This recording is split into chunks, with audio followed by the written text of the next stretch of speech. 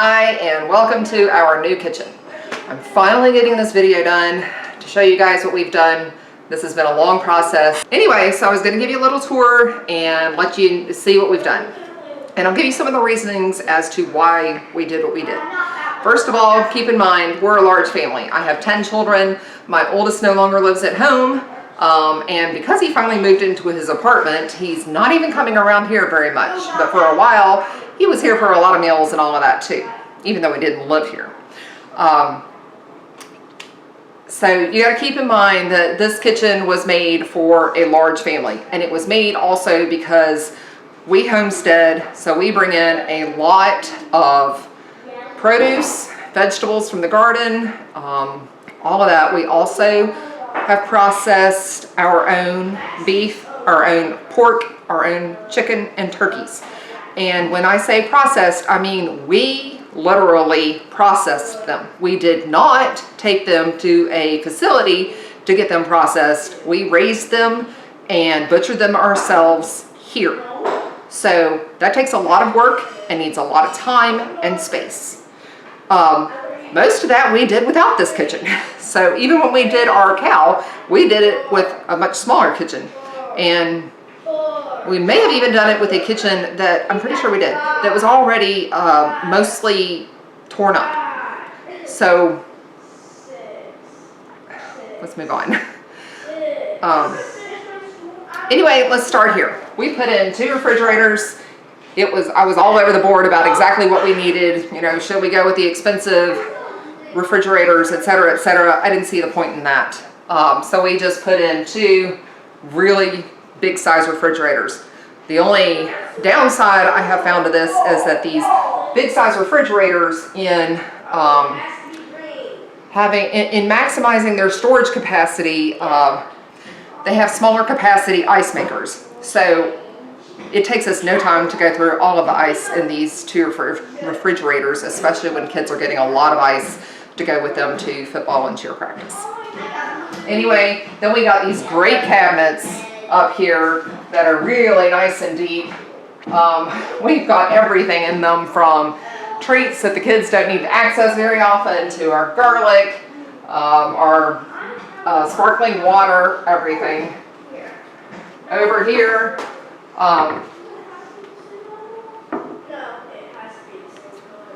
some of our milking stuff that we're not using right now, ice cream maker, pig processing stuff, all of that is stored way back in there. But these 2 refrigerators have given us a good bit of space, and I'm able to work out of these most of the time instead of running down to the playroom to get something out of the other fridge down there or the freezer down there. This is mostly just our big working space.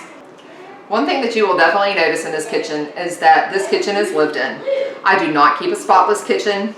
You will probably see crumbs around someplace, or spot on the floor or multiple spots on the floor that need to be mopped or whatever. This kitchen is lived in, and while we do try to keep it relatively clean, that's what it is. It's relative. So my stove is by no means spotless, and neither are the floors. Just keep that in mind. I'm trying to be open and honest about the way we live, and you are not going to see an immaculate kitchen in this house. All right, let's go over here. Well, here in the island, across from the refrigerators, we got a trash can. And over here, we put in a little coffee corner. I'm trying to do a lot of my any kind of fermenting over here, and generally keeping some of the ferments over here, although as you can see I have none over here at this point in time. I do have some spread around the house though.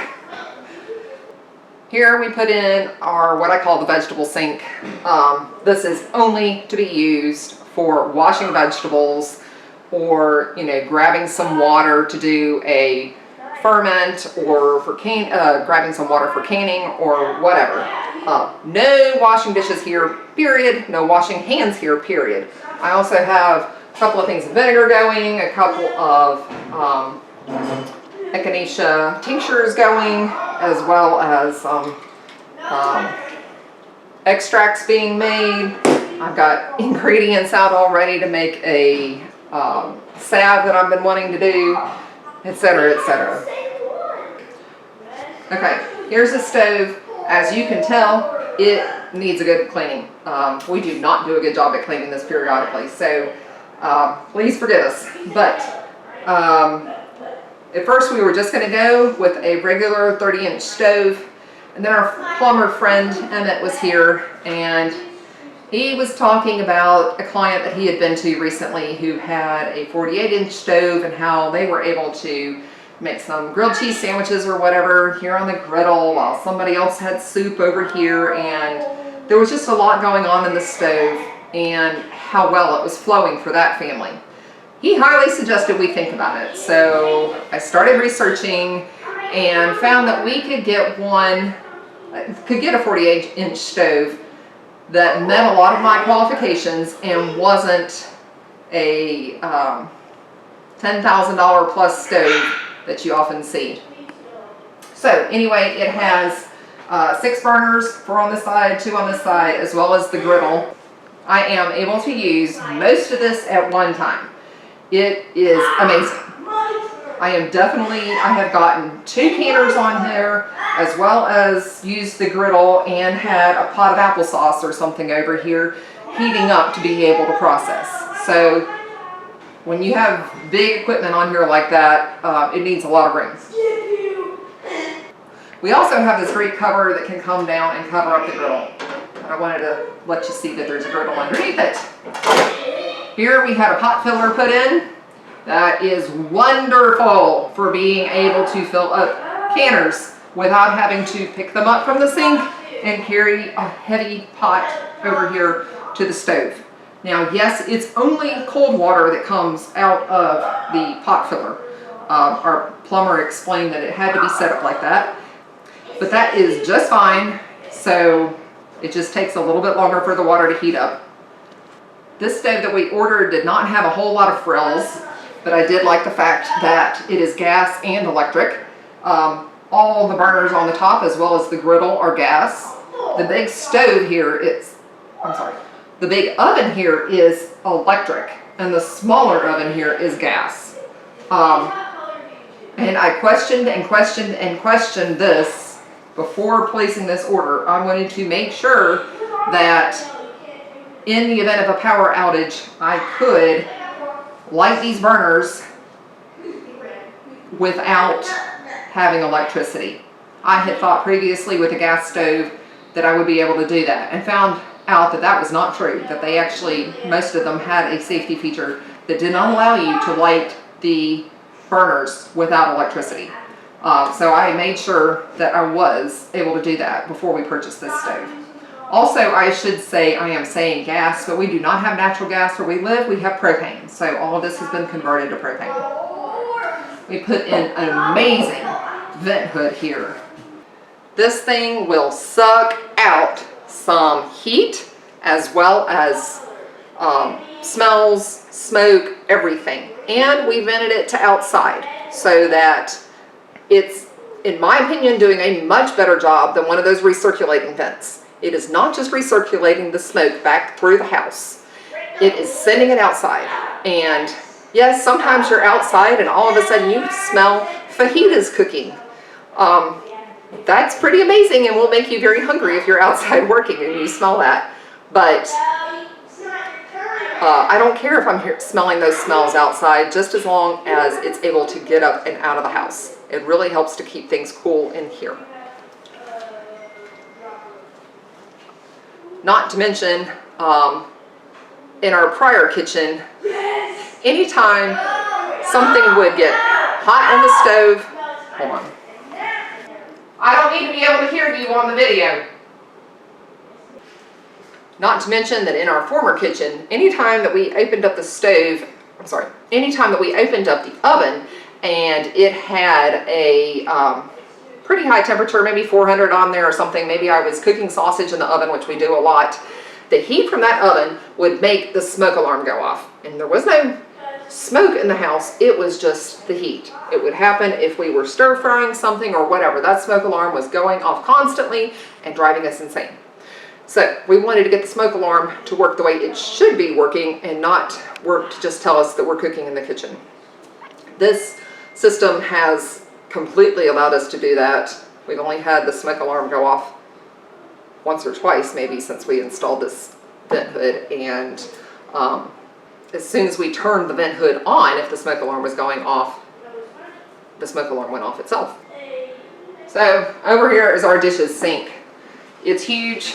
I don't even remember what the dimensions are. I think it's 32 or 36 inches long.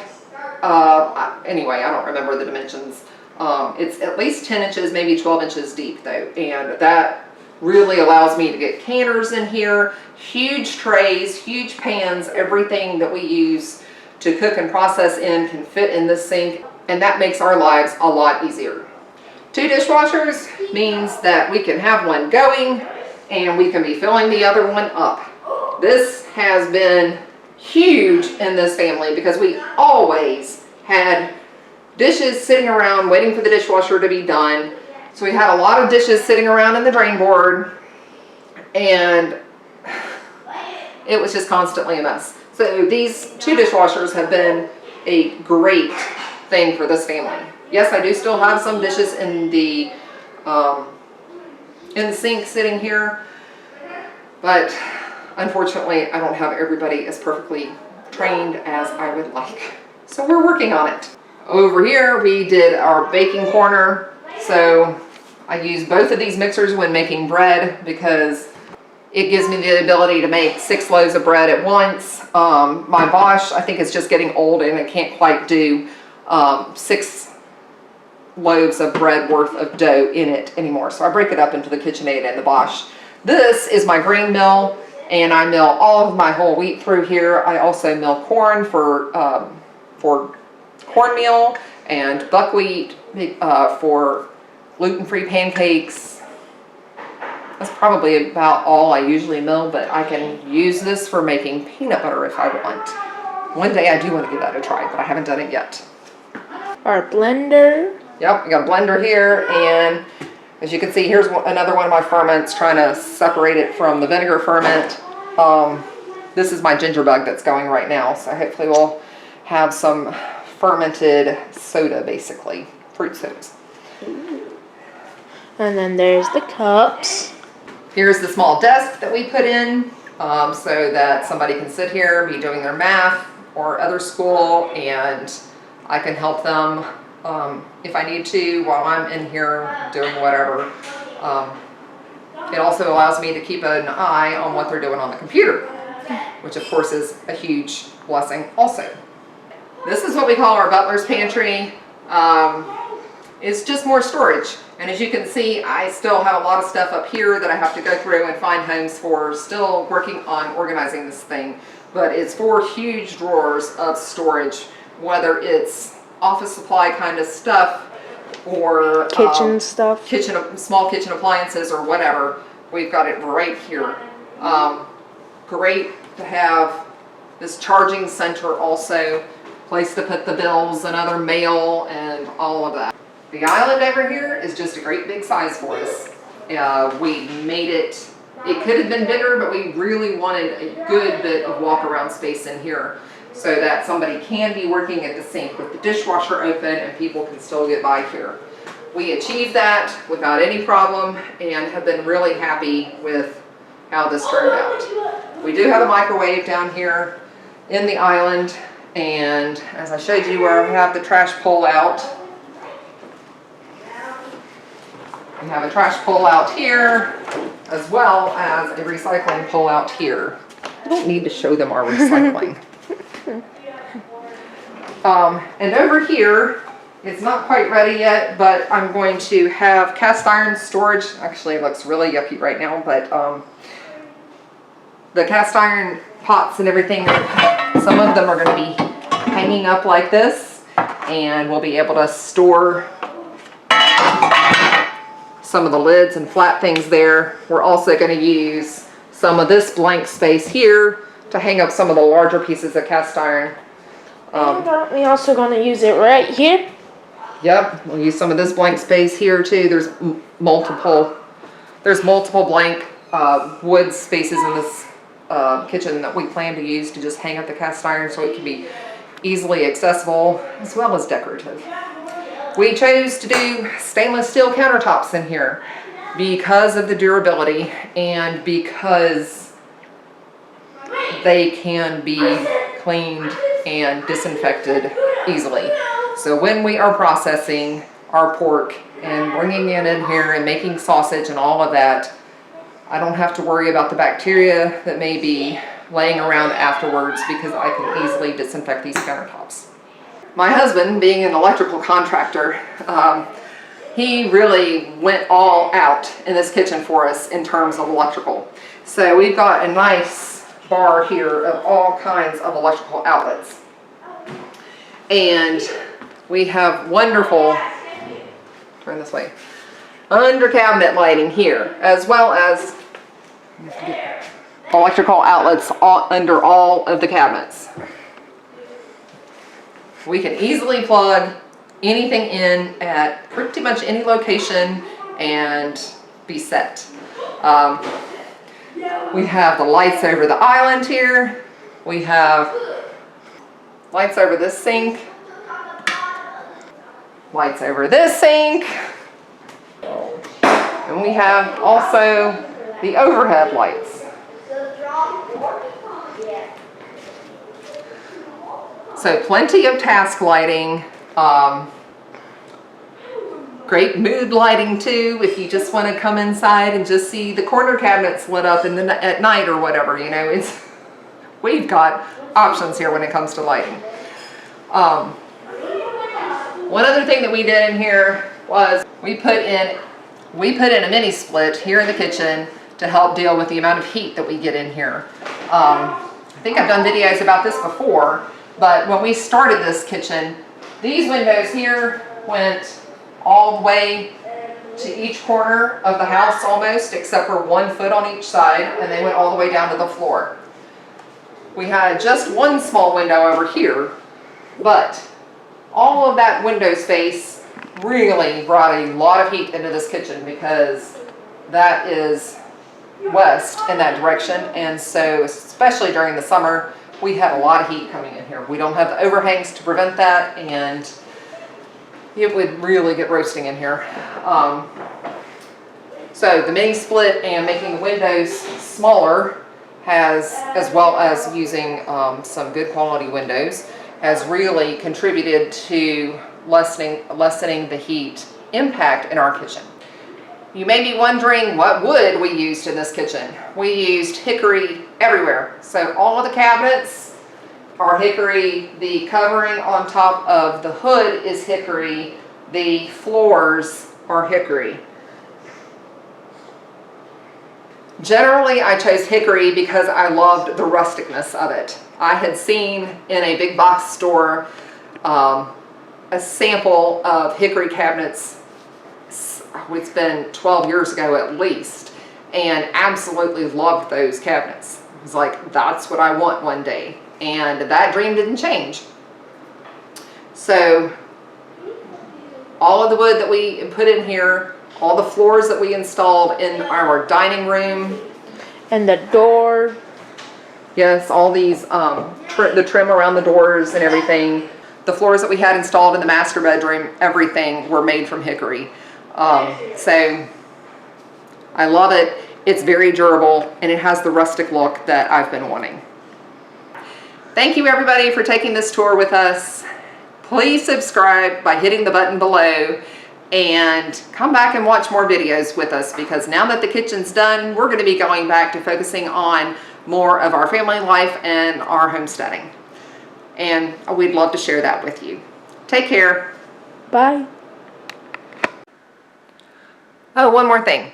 I should also say, if you have any questions about what we have done here in our kitchen, how we use it, anything along those lines, please put it in the comments down below, because I'd be happy to answer any questions that you might have. Thanks, everybody.